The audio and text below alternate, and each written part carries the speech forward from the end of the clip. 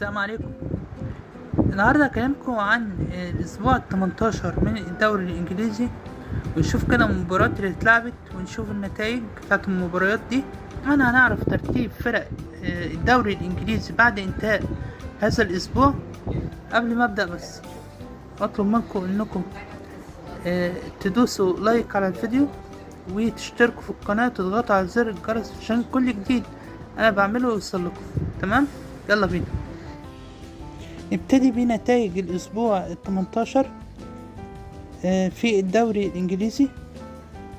كريستال بالاس 1، برايتون 1، استون فيلا 1، شيفيلد يونايتد 1، مانشستر سيتي برانتفورد دي المباراة دي اتأجلت، ويست هام 2، مانشستر يونايتد 0، توتنهام 2، ايفرتون 1، نوتنغهام فورست 2، بورموث 3، فولهام 0، برينلي 2، لوتن تاون 1، نيوكاسل يونايتد 0، ليفربول 1، أرسنال 1، وولفرهامبتون 2، تشيلسي 1.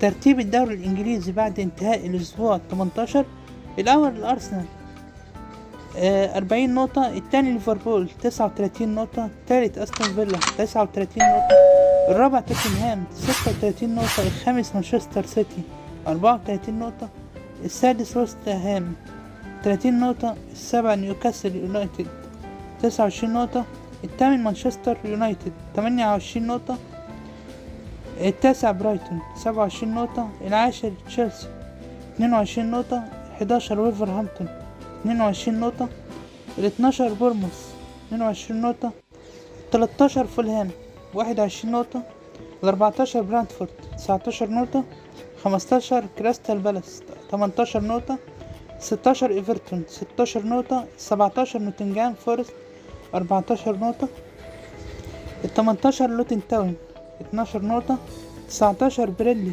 11 نقطة، 20 شيفيلد يونايتد 9 نقاط. دلوقتي هنشوف أهداف مباراة نادي ليفربول ونادي أرسنال اللي انتهت بالتعادل الإيجابي 1-1.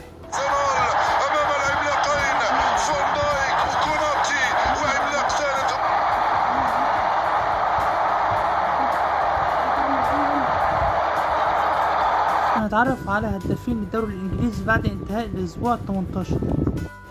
المركز الأول لينك هالاند لاعب مانشستر سيتي برصيد 14 هدف.